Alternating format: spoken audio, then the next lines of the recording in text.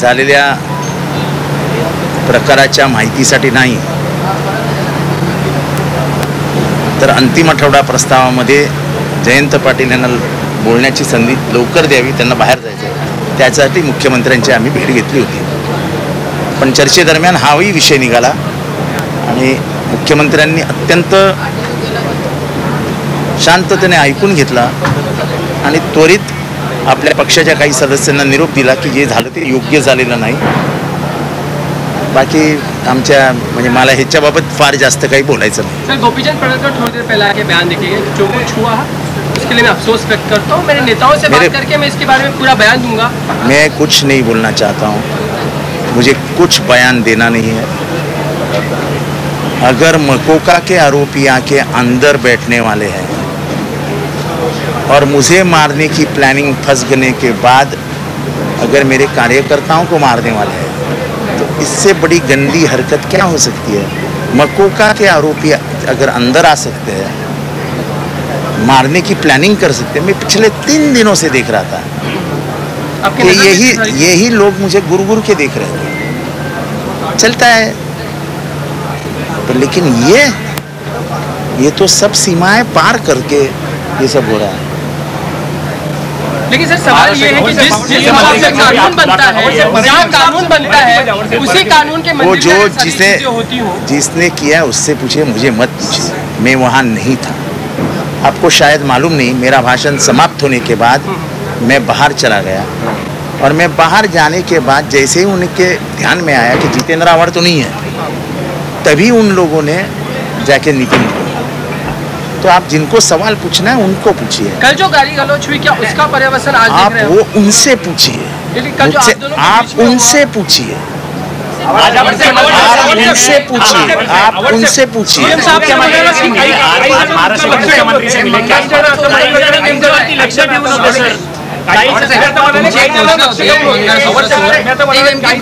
प्रकरण काय नेमकं, ते मंगळसूत्र चोरी प्रकरण नेमकं काय आहे? असं आहे की आत्ता जे झालं त्याच्यावर ते, आता काल काय झालं, परवा काय झालं, तुम्हाला सगळं माहिती आहे. उगाच त्याला लावण्याचा प्रयत्न करू. सभागृहातलं माझं भाषण ऐकून मी बाहेर पडलो आणि कोणाला कळण्याच्या आत मी माझ्या गाडीकडे गेलो. गाडीत बसून मी माझ्या सवयीप्रमाणे एक टर्न मारून डोकं शांत करण्यासाठी भाषण माझं 1.25 तास चाललं होतं आणि मी बाहेर पुढे गेलो आणि मला फोन आला की नितीनला मारला आणि मी परत आलो. आणि परत आल्यानंतर जी मी कहाणी ऐकली आणि जे काही व्हिडिओमध्ये बघितलं, सरळ सरळ नितीनवर हल्ला करण्यात आला आणि त्यांचं प्लॅनिंग मला मारण्याचं होतं. कोण होतं हे माणसं, कोण आहेत हे? काही कार्यकर्ते होते? हे सगळे खुनातले, दरोड्यातले मकोकाचे आरोपी आहेत. मकोकाचे आरोपी विधिमंडळात येतात, हल्ले करतात. ही संसदीय लोकशाहीचं मंदिर आहे. आतमध्ये खूप वेळा खूप मोठे मोठे वाद होतात, पण बाहेर येऊन हात मिळवूनच माणसं घरी जातात. ही या सभागृहाची परंपरा आहे. गोपीनाथ मुंडे विरुद्ध पद्मसिंह पाटील अशा अनेक लढाया आम्ही बघितल्या आहेत लहानपणापासून.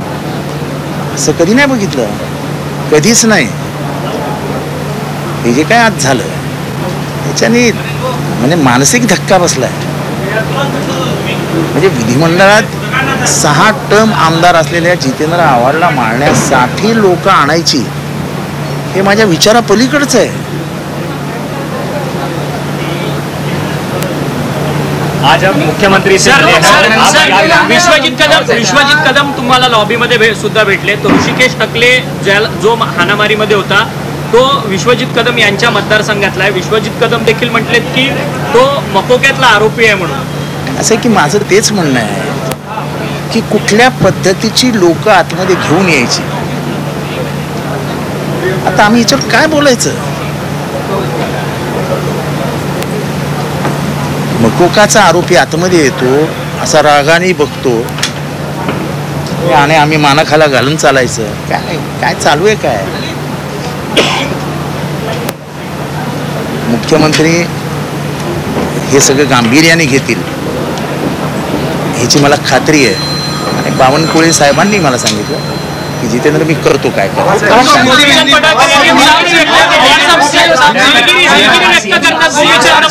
एकीकडे दादागिरी व्यक्त करणारे दादागिरी व्यक्त करणारे गोपीचंद पडळकर दिलगिरी व्यक्त करतात इथे. मी कालपासून हात जोडून सांगतोय की मला त्या माणसाबद्दल विचारू नका, मला बोलायचंच नाही. कालही त्यांनी ज्या पद्धतीने माझ्याशी वर्तन केलं की आज गेले 2-3 दिवस सातत्याने ज्या पद्धतीने माझ्याकडे डोळे असे वटारून, मला त्याच्याबद्दल बोलायचंच नसतं. मला माझं काम आहे, मला आतमध्ये जाऊन काम करायचं असतं. 1.25 तासाचं भाषण केल्यानंतर, महाराष्ट्रातल्या विविध प्रश्न मांडल्यानंतर मी सभागृहातनं बाहेर पडलो, फाटकन निघून गेलो. मी जर माझ्या नेहमीच्या मस्तीमध्ये चालत असतो तर नितीन देशमुखच्या जागी मी असतो.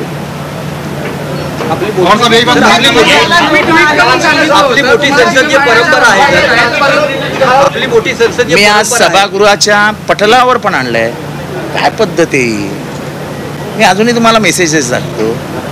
आईवरनं शिव्या, बहिणींवरनं शिव्या, डुक्कर, कुत्रा. काल थोडासा सीन दाखवलाय, आता पूर्ण पिक्चर दाखवू. गोळ्या खायला तयार राहा. काय चालू आहे? अरे कोण मरणाला घाबरतं बाबा? कोण मरणाला घाबरतं? आम्ही कुठे बोललोय का? एक शिवी तरी आमच्या तोंडात ऐकली का तुम्ही? नाही. कालच्या व्हिडिओमध्ये तुम्ही बघाल, मी कुठे दिसतच नाहीये. काय शिवीगाळ चालू होती तेव्हा संतोष देशमुख यांचा भाऊ गणेश देशमुख आणि मी एका गंभीर विषयाची चर्चा करत पुढे निघून गेलो होतो. आणि हे कोणीतरी मला मागणं शिव्या देत होतं. कोण होतं मला माहीत नाही, कारण का असल्या गोष्टींकडे मी लक्षच देत नाही. माझा स्वभाव आहे तो. महाराष्ट्र के मुख्यमंत्री और गृह मंत्री से आप मुलाकात हुई तो क्या राजकीय संस्कृती खालावली असं वाटतंय का? संस्कृती राहिली कुठे आता?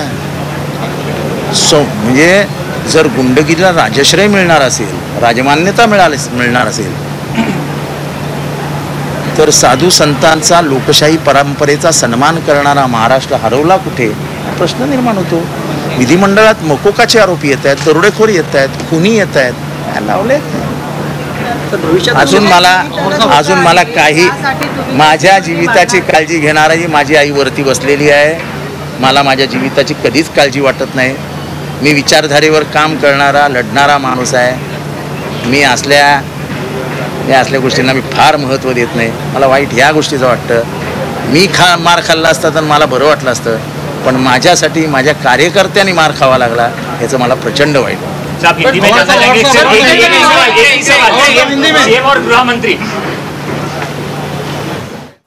तर आमदार जितेंद्र आव्हाड बोलत होते. मुख्यमंत्री देवेंद्र फडणवीसांशी या संदर्भात चर्चा झालेली आहे. हाणामारीची ही संपूर्ण घटना आपण त्यांना सांगितलेली आहे आणि मुख्यमंत्री या संपूर्ण प्रकरणाची चौकशी करून योग्य ती कारवाई करतील अशी आपल्याला अपेक्षा असल्याचं देखील जितेंद्र आव्हाड यांनी सांगितलेलं आहे. चंद्रशेखर बावनकुळे यांची देखील आपण भेट घेतल्याचं आव्हाड यांनी सांगितलेलं आहे. मात्र अशा पद्धतीच्या घटना विधिमंडळामध्ये घडतायत. हा माझ्यावर हल्ला करण्याचाच कट होता.